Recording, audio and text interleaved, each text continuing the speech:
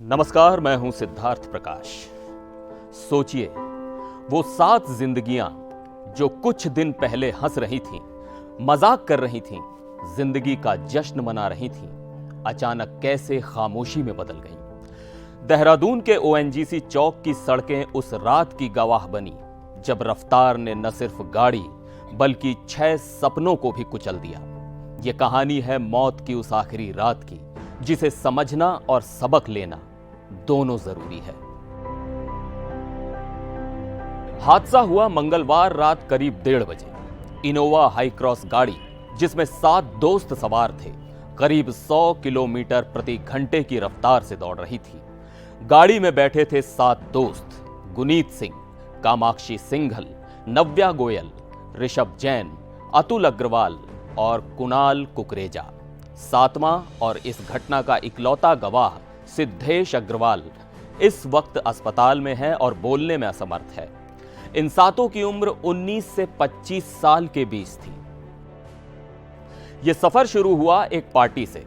सिद्धेश के घर पर 7 दोस्तों ने मिलकर रात को एक पार्टी की।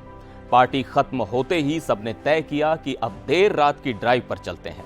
गाड़ी निकली और सड़कों पर रफ्तार का खेल शुरू हुआ। सीसीटीवी फुटेज में दिखा कि बिना नंबर प्लेट की नई इनोवा हाई क्रॉस बल्लूपुर चौक से गढ़ी कैंट की ओर जा रही थी। रास्ते में एक बीएमडब्ल्यू कार ने इन्हें ओवरटेक किया। ये शायद उसी कार को पछाड़ने के चक्कर में गाड़ी की स्पीड बढ़ाते गए। ओएनजीसी चौक के पास एक कंटेनर ट्रक धीमी गति से चौराहा पार कर रहा था। गाड़ी के ड्राइवर को लगा कि वो ट्रक से पहले निकल जाएगा, लेकिन जिंदगी के फैसले कभी कभी सेकंड्स में पलट जाते हैं। गाड़ी ट्रक के पिछले हिस्से से टकराई और सब कुछ खत्म हो गया। टक्कर इतनी जोरदार थी कि गाड़ी की छत पूरी तरह उड़ गई। गाड़ी के भीतर बैठे 6 दोस्तों ने मौके पर ही दम तोड़ दिया। 3 लड़कियों और 4 लड़कों का यह ग्रुप अब सिर्फ यादें बनकर रह गया। अब सोचिए, जिस जगह यह एक्सीडेंट हुआ वहां का सीसीटीवी काम नहीं कर रहा था। कारण रैंसमवेयर अटैक। पूरे शहर के 536 कैमरों में से 134 बंद पड़े हैं। स्मार्ट सिटी के दावे तो बड़े बड़े होते हैं, लेकिन इस हादसे का कोई वीडियो सबूत नहीं है।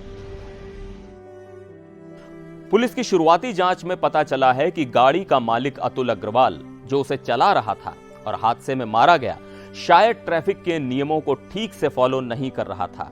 गाड़ी काफी तेज चल रही थी और यही तेजी इस बड़े हादसे की सबसे बड़ी वजह बनी।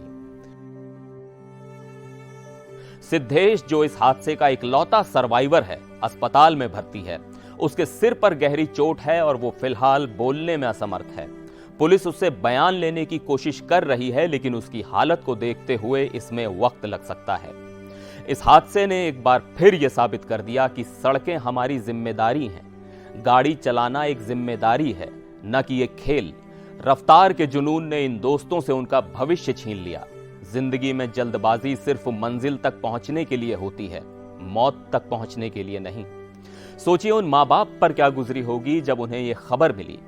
जिन बच्चों को उन्होंने गोद में खिलाया, जिनके सपनों के लिए दिन रात मेहनत की, वो अब घर वापस नहीं आएंगे।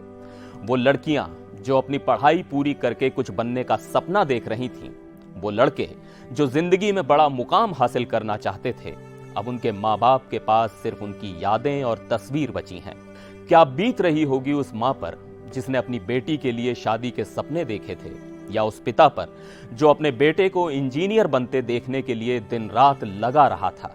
उनकी आंखों में अब सिर्फ एक सवाल है: अगर वो गाड़ी धीरे चलाते तो आज मेरे बच्चे जिंदा होते। ये सिर्फ एक हादसा नहीं था, ये 6 परिवारों की जिंदगी उजाड़ गया।